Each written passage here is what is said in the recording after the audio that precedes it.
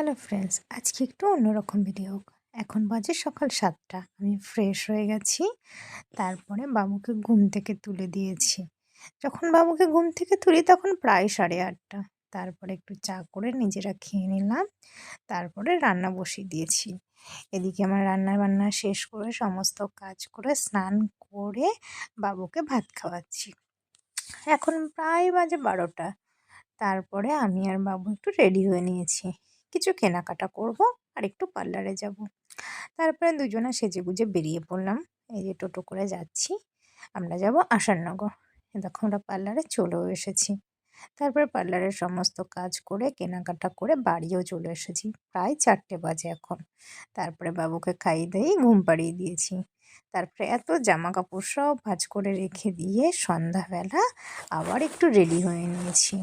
দেখো তো আমার লুকটা কেমন লাগছে। একটা বিয়েবাড়ি আছে, বৌভাত, সেখানে যাব। তারপরে বলো তো আমার বাবুটাকে কেমন লাগছে।